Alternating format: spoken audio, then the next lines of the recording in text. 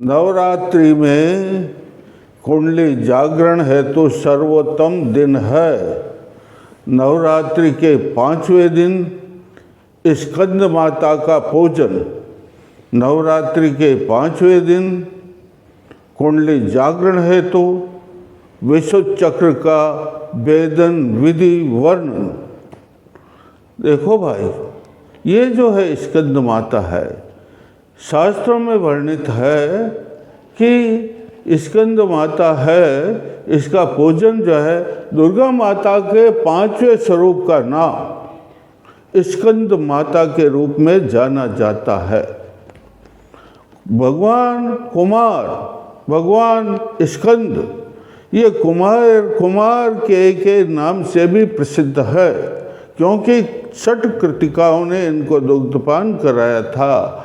ये देवताओं के सेनापति थे और इन्होंने तारकासुर का वध किया था। इतने बड़े भगवान जो पूरे विश्व में पूजे जाते हैं, उनकी माता स्कंद माता के नाम से प्रसिद्ध हुई है। इसलिए नवरात्रि के 5वें दिन स्कंद माता का पूजन किया जाता है विधि विधान से। देखो, इसका स्वरूप है शास्त्रों में, सिंहासनागता नित्यम पद्माश्रित करद्वया और शुभदास्तु सदा देवी स्कंद माता यशस्विनी। ये इसका श्लोक है। माँ, तुम्हारा सौंदर्य, तुम सुंदर साथ युक्त हो, तुम जो है तेज से युक्त है, 12 सूर्यों का तेज तुम्हारे में स्थित है। मातेश्वरी, तुम्हारे 4 भुजाएं हैं, मुखमंडल पर सिर पर मुकुट पहना हुआ है और 2 हाथों में कमल के फूल हैं, एक हाथ वरदहस्त है, दूसरा हाथ में शंख है। और आपके हृदय के अंदर तो समस्त देवियों का अगर आप चित्र देखें माँ का, तो आप खुद अचंभित हो जाएंगे, आपका रो खड़ा हो जाएगा। उनके हृदय स्थल में सब देवियों का निवास है। इसलिए स्कंद का जन्म हुआ है देवताओं के सबसे बड़े सेनापति के रूप में।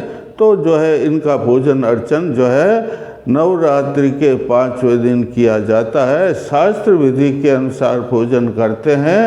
ये तो शास्त्र विधि में लिखा हुआ है कि पंचोपचार पूजन किया जाना चाहिए, या दशोपचार पूजन किया जाए, या षोडशोपचार पूजन किया जाए। देखो, पंचोपचार का मतलब स्कंद माता की पूजा के लिए सिर्फ 5 प्रकार के वस्तुएं, और दशोपचार में स्कंद माता की पूजा के लिए 10 प्रकार की वस्तुएं, और षोडशोपचार में स्कंद माता की 16 वस्तुओं का से पूजन किया जाता है। उसे षोडशोपचार कहते हैं। और इस षोडशोपचार में भी शास्त्रों में लिखा, मानस, अगर ये वस्तुएं नहीं हो तो मानस पूजा की जाती, जो सर्वश्रेष्ठ है। मंच में भावना की जाती है। जैसे अब जो आपने घट स्थापित तो है, उस घट स्थापित के पास में स्कंद माता का चित्र लगा दीजिए, और उस चित्र को ऊपर जो है आप हाथ जोड़ो, प्रार्थना करो, और उस चित्र के सामने दीपक प्रज्वलित कर दीजिए, अगरबत्ती लगा दीजिए। अब आपको प्रार्थना करना, आह्वान करना, बुलाना माँ को, हे माँ, मैं स्कंद माता आपका आह्वान कर रहा हूँ, पधारो। माता पधार जाती है सूक्ष्म रूप में। फिर को आप प्राण प्रतिष्ठित हो जाओ। हे माता, आपके मैं चरण कमलों को पखार रहा हूँ, धो रहा हूँ, और चरणामृत का पान कर रहा हूँ। हे मातेश्वरी स्कंद माता, मैं आपको स्नान करा रहा हूँ, पंचामृत से स्नान कर रहा हूँ। पंचामृत का मतलब दूध, दधी, शहद, शक्कर और ये घी, ये पंचामृत कहला। इनका मिश्रण बना करके सब देव माता को स्नान कराया जाता, मूर्ति हो तो, नहीं तो यूँ। हे माता, मैं आपको पंचामृत और शुद्ध गंगा जल से आपको स्नान कराऊँ। उसके बाद में और फिर कहते हैं साफ वस्त्र से पोंछ लेता हूँ। अब आप मन में भावना करो, मानस भावना करो, हे मातेश्वरी, आपको मैं सर्वा वस्त्र भेंट कर रहा हूँ और उपवस्त्र समर्पित कर रहा हूँ, कंचुकी समर्पित कर रहा हूँ, मैं आपको सर्व आभूषण समर्पित कर रहा हूँ। फिर आप मानस भोजन करो। हे माँ, मैं आपको अक्षत चावल भेंट कर रहा हूँ। और फिर कहो, हे माँ मैं आपको तिलक कर दो, कुमकुम से माँ के तिलक कर दो। तिलक कर दिया, फिर द्वादल समर्पित करो, ऋतुफल समर्पित करो। आपके पास अबीर गुलाल है तो उसके ऊपर, माँ के ऊपर गुलाल उड़ाओ, अबीर गुड्डा दो। और उसके बाद में देखो, बहुत ज़बरदस्त बात है भाई, मानसिक पूजन करना, चीज़ें हैं तो आप चढ़ा दीजिए। हे माँ आपको मैं गंध समर्पित कर रहा हूँ, स्कंद माता मैं गंध अत्तर लगाओ। हे माता मैं आपको पुष्प समर्पित कर। हे माता स्कंद माता मैं आपको जो है दीपक, यूँ दीपक की लोथ है इस पर, यूँ कर दीपक समर्पित कर। हे माता आपको मैं धूप समर्पित कर रहा हूँ। और हे माता मैं आपको स्कंद माता मातेश्वरी मेरी, मैं आपको नैवेद्य पकवान जो शुद्ध घी से बने हुए वो आप माँ को समर्पित कीजिए, माँ प्रसन्न होगी। फिर माँ को जो है पंचोपचार, ये इसमें आ जाता है पान और नागर पत्ते का, वो पान सुपारी इलायची लौंग आदि डाल माँ को समर्पित कर दो।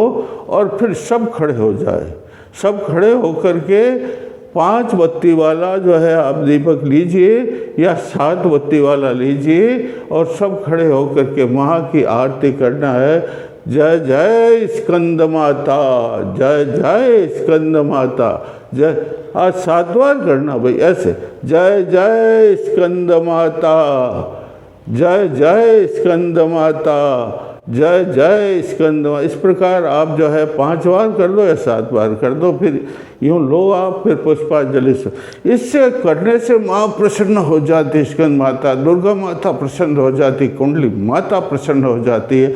और एकदम जो है अनाहत विशुद्ध चक्र एकदम जागृत हो जाता है। और विशुद्ध चक्र जागृत होने से उस मन पूरा उसमें अवस्थित हो जाता। और मन पूरा उसमें अवस्थित होने से जो साधक के यहाँ पर एकदम, या हृदय में माता एकदम कंठ के अंदर, इसको नभकंठ भी कहते हैं, इसको कंठ कमल भी कहते हैं, और इसको विशुद्ध चक्र भी कहते हैं, एकदम अवस्थित हो जाता है।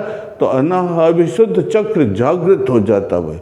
और विशुद्ध चक्र जागृत होने के लिए कैसा इसका स्वरूप बताता, ये कंठ में अवस्थित है, इसमें 16 पंखुड़ियाँ हैं, 16 पंखुड़ियों के ऊपर ओम आम ईम ईम ऊम ऊम एम ऐ लृम लृम ओम औ अंग अह, ये 16 जो है स्वर अंकित हैं। ये 16 स्वर लाल रंग के हैं। और इस समय इनकी मंडली चमकती है ना, तो ऐसा चमकते मान लो आकाश गंगा ही यहाँ पर आकर के उपस्थित हो गई हो, और मानो चंद्रकांत मणि ही हो, मानो सूर्यकांत वेदुकांत मणि, इस प्रकार के अक्षर चमकते हैं भैया।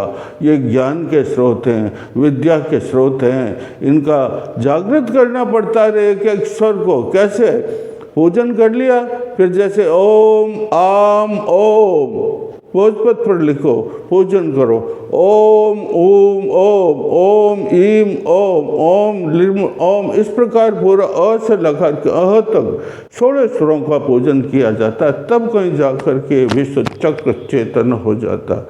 चेतन होने से देखो, इस विशुद्ध चक्र को चेतन करना बहुत आवश्यक है। माँ की पूजा करने से ही चेतन हो जाता है। यहाँ जो विशुद्ध चक्र के कपाट लगे हुए हैं ना, वो माँ कुंडली जब प्रसन्न होती है तो पंचचक्र 4 चक्रों को पार करके पंचचक्र के दरवाजे पर आते ही फट दरवाजे खुल जाते, ताला टूट जाता, माँ के चरण कमल विशुद्ध चक्र में कुंडली के पड़ जाते हैं और प्रभाषित ऐसा होता है मानो 12 सूर्यों का प्रकाश ही विशुद्ध चक्र के क्षेत्र में फैल गया।